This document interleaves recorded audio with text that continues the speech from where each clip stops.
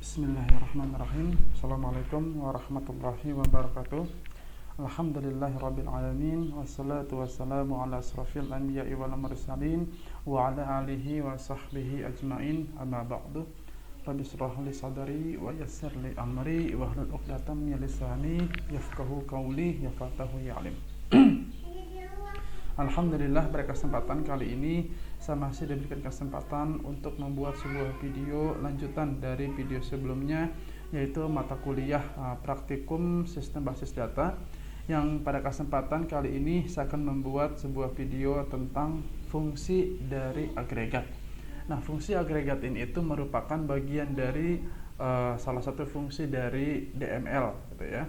Nah, pada pertemuan sebelumnya saya sudah membahas tentang fungsi select gitu ya. Fungsi select kemudian juga dengan berbagai macam filterisasinya, seperti menggunakan fungsi where ya. Nah, saat ini saya akan membuat suatu contoh atau akan mempraktikkan sebuah bagian dari salah satu fungsi dari DML, yaitu fungsi agregat. Nah, fungsi agregat ini itu cukup banyak.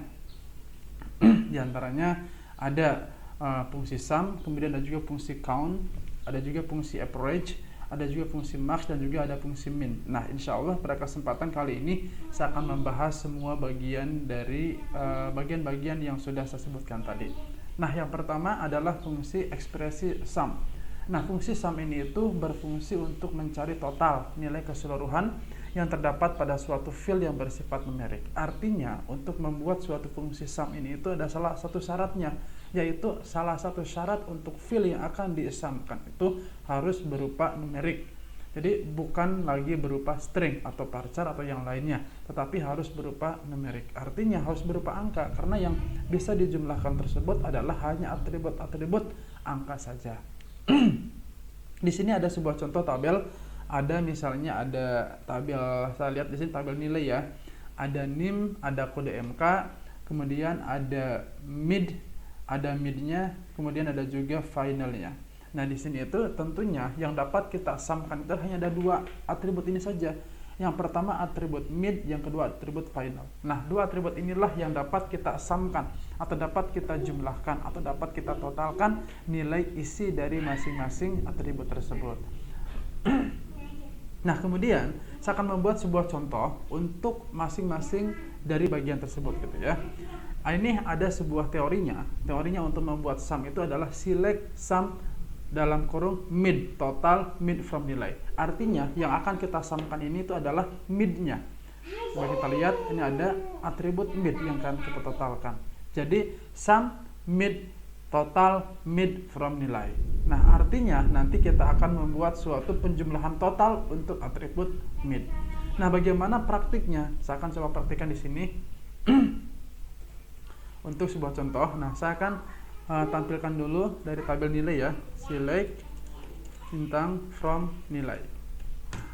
Di dalam tabel nilai ini itu ada 4 buah atribut. Yang pertama ada atribut NPM, yang kedua ada atribut kode mata kuliah, yang ketiga ada atribut UTS, dan yang keempat ada atribut UAS.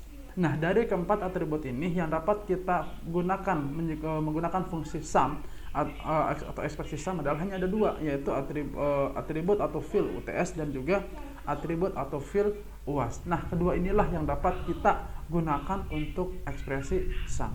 Contohnya bagaimana? Contohnya seperti ini. Saya ambil contoh ya.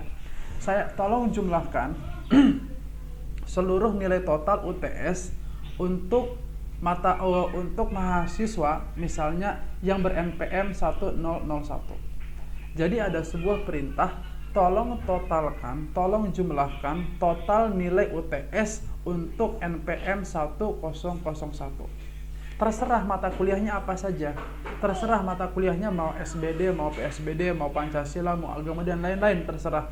Yang paling penting tolong totalkan nilai UTS untuk NPM 1001. Nah, artinya berarti saya itu memiliki tugas untuk mensumkan atribut UTS dengan syarat NPM-nya adalah 1001. Nah, lalu bagaimana implementasinya? Nah, saya akan coba implementasikan untuk menjumlahkan total nilai UTS untuk NPM 1001. Select di sini sum. Apa yang akan totalkan? Atribut UTS. UTS S total UTS. Misalnya from Tabel apa? Tabel nilai. Where apa di sini? Siapa yang akan ditotalkan? Where NPM sama dengan 1001. Gitu ya. Jadi yang akan saya jumlahkan di sini totalkan adalah atribut UTS. Disimpan sementara ke dalam total UTS. Dari tabel apa? Dari tabel nilai. Untuk siapa saja yang akan ditotalkan? Untuk NPM-nya 1001. Nah, dengan demikian saya akan coba untuk di eksekusi ya. Saya kita enter. Nah, ini hasilnya adalah 165. Kita buktikan benar nggak 165 untuk yang NPM adalah 1001. Di sini saya cek ada 2 NPM. Ada 1001 untuk di atribut NPM. Yang pertama adalah ini, yang kedua adalah yang ini. Nah, masing-masing nilai UTS-nya berapa? 85 dan juga 80. Kalau kita totalkan antara kedua nilai ini adalah menjadi 165. Benar. Berarti hasil total nilai UTS-nya untuk 1001 adalah bernilai total 165. Nah, ini adalah salah satu contoh penggunaan fungsi sum. Nah, lalu apakah harus menggunakan fungsi where? Tidak. Itu tidak harus menggunakan fungsi where. Boleh nggak Pak kalau saya mau totalkan langsung? Boleh aja, nggak jadi masalah. Misalnya bagaimana? Contohnya seperti ini. Select sum. Di sini misalnya UTS, ya. S total UTS from nilai. Bisa. Berarti kalau menggunakan query seperti ini, saya akan menjumlahkan total seluruh nilai UTS tanpa memandang itu untuk NPM siapa. Kita coba enter. Ada total 405. Nah, itulah untuk penggunaan salah satu penggunaan fungsi agregat sum dari tabel nilai. Nah, nanti jikalau teman-teman disuruh membuat suatu penggunaan atau query dengan menggunakan fungsi agregat, silahkan gunakan sesuai dengan kepentingannya masing-masing, keperluannya sesuai dengan keperluannya, gitu ya. Karena ini itu ya tidak hanya digunakan untuk tabel nilai tentunya, bisa digunakan untuk tabel apapun. Yang paling penting syarat atribut yang akan disampaikan adalah harus berupa numerik. Nah, ini adalah bagian pertama, yaitu contoh penggunaan dari fungsi agregat sum. Nah, selanjutnya adalah count. Nah, count ini itu agak sedikit berbeda dengan fungsi sum. Kalaupun sebenarnya itu adalah fungsi untuk menjumlahkan. Tetapi yang dijumlahkan di dalam count adalah barisnya, bukan isi dari baris per baris. Nah, sehingga count ini memiliki fungsi untuk mencari berapa jumlah total baris yang terdapat pada suatu tabel. Jadi contoh tadi ya, saya memiliki tabel nilai. Saya ingin mengetahui itu jumlah total recordnya dalam tabel tersebut berapa baris sih. Nah, saya bisa menggunakan fungsi count di sini. Jadi dapat kita cari perbedaan mendasarnya antara count dengan sum adalah yang pertama, yang paling utama adalah count berfungsi untuk menjumlahkan total baris, ya. Kalau sum menjumlahkan total nilai. Ingat, baris dan nilai itu berbeda. Kalau baris berarti menjumlahkan seluruh barisnya. Gitu ya. Ada berapa baris sih dalam tabel tersebut gitu ya. Nah, kalau untuk sum itu menjumlahkan isi dari masing-masing atribut dalam baris tersebut. Ya, seperti tadi yang saya contohkan tadi menggunakan fungsi sum. Nah, contohnya bagaimana untuk fungsi count berikut. Ya, kita coba select bintang from nilai. Saya cek di sini ada berapa baris. Kita kan nggak mungkin kalau di tabel mahasiswa kita harus menjumlahkan, kita hitung satu persatu. Oh, ada berapa mahasiswa sih di tabel mahasiswa, kan nggak mungkin. Gitu ya. Jadi kita dapat memanfaatkan fungsi count untuk mencari jumlah total baris di dalam suatu tabel. Gitu ya. Gak mungkin ya kalau misalnya datanya udah puluhan ribu, kita harus hitung satu persatu, kan gak mungkin. Jadi kita bisa saja menggunakan fungsi count. Contohnya bagaimana? Select count, di sini pakai bintang aja nggak apa-apa.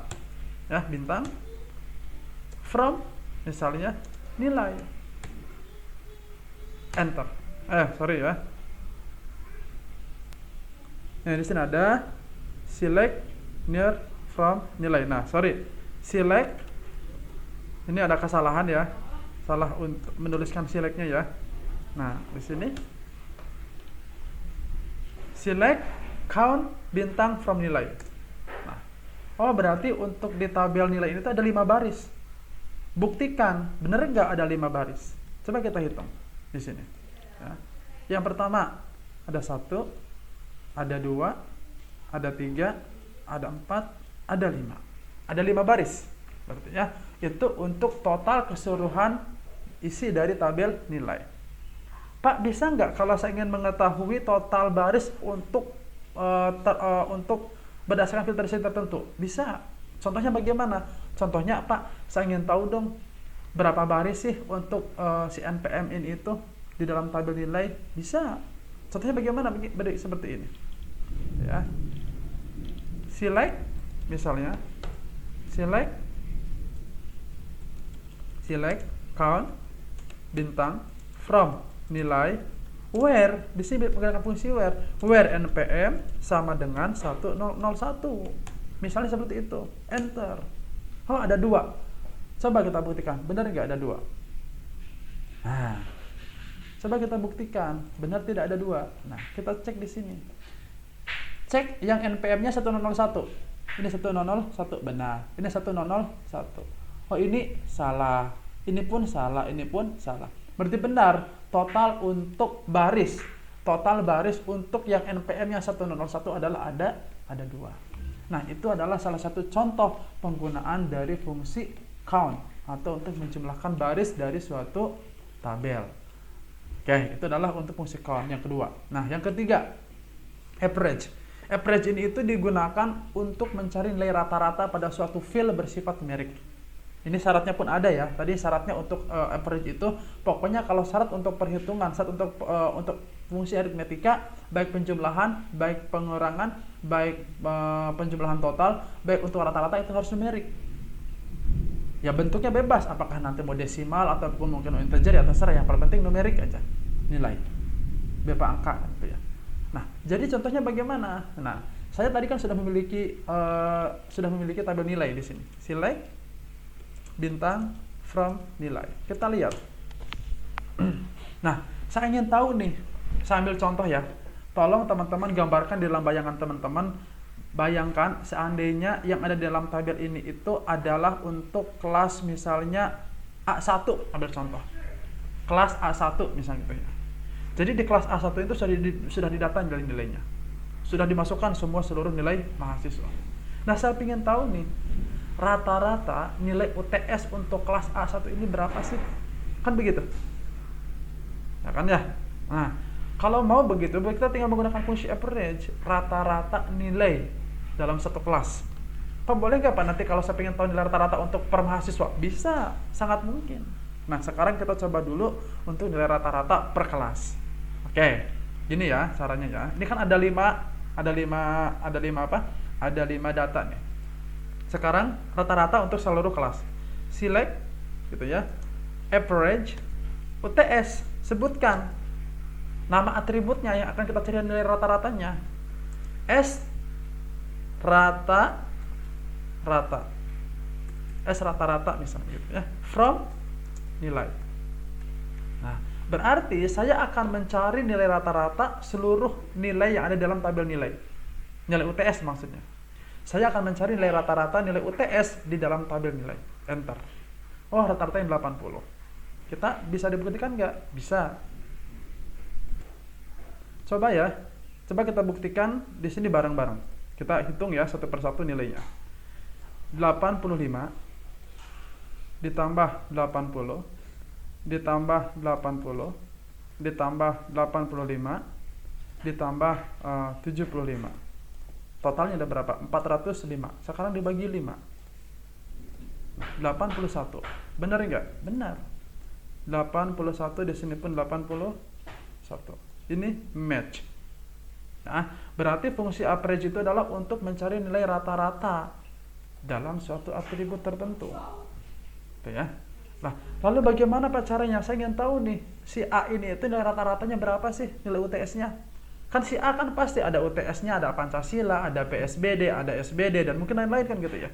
Nah, saya ingin tahu nih nilai rata-rata untuk si A ini itu berapa sih? Bisa. Saya ambil contoh untuk si NPM 101 deh, yang kebetulan di sini nilainya ada 2, yaitu MK01 dan MK02. Itu ya. Oke, saya ingin tahu rata-ratanya untuk nilai si NPM01. Caranya bagaimana? Begini aja, gampang. Itu ya. Sini misalnya select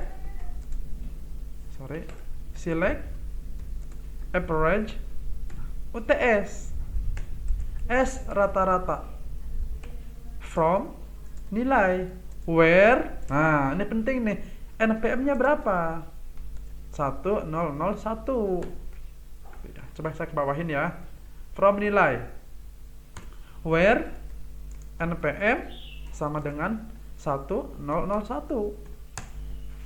Berarti saya akan mencari nilai rata-rata, nilai UTS untuk siapa? Untuk si 1001.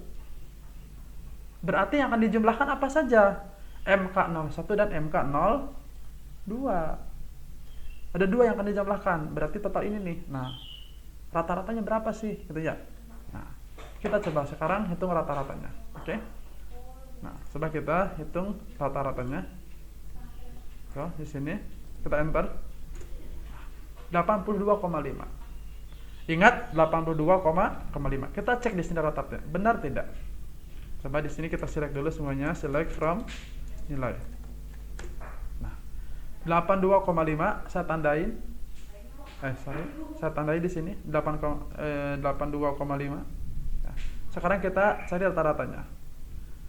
Berarti di sini yang kita jumlahkan itu ada yang mana? Berarti yang 85, yang ini, dua ini ya.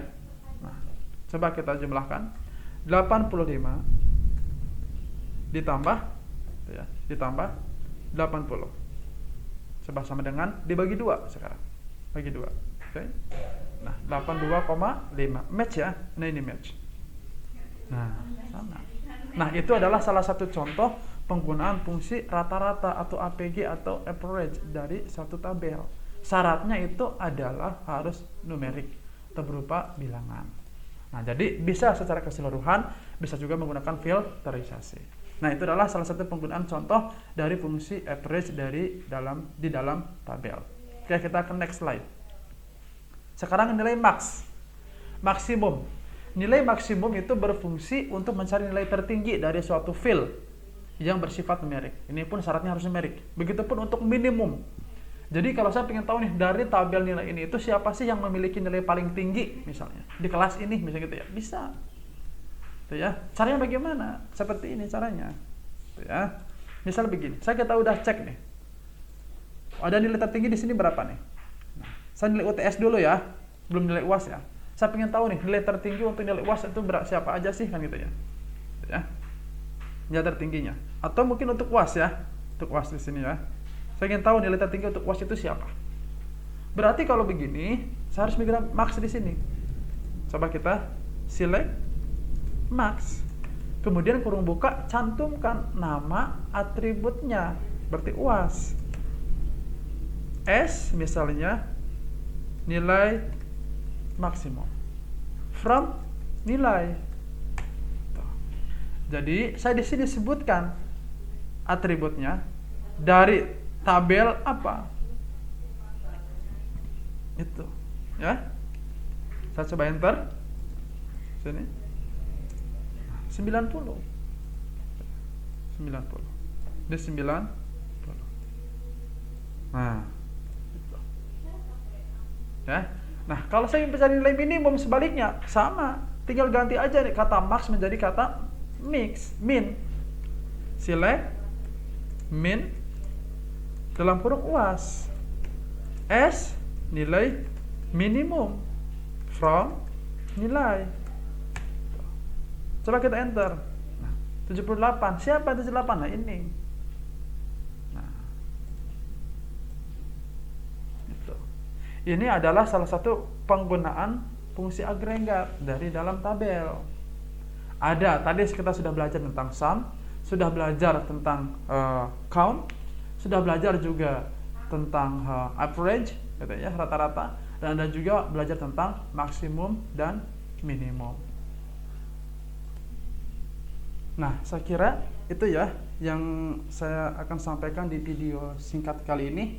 ini adalah tentang fungsi agregat dari suatu query. Jadi ada fungsi agregat itu ada berbagai macam ya. Yang kita pelajari pada video kali ini itu ada sekitar 5. Yang pertama ada fungsi sum, yang kedua fungsi count, yang ketiga fungsi agregat, yang keempat fungsi maksimum, dan yang kelima adalah fungsi minimum. Nah, saya sudah praktikkan satu persatu. Nah, jikalau teman-teman ada pertanyaan ataupun mungkin sanggahan, saya persilahkan. Kalau misalnya ada pertanyaan, silahkan bisa langsung ke WA atau bisa menuliskan komentar di YouTube ini gitu ya, di video ini, atau teman-teman juga bisa memberikan sanggahan baik di komentar maupun di YouTube.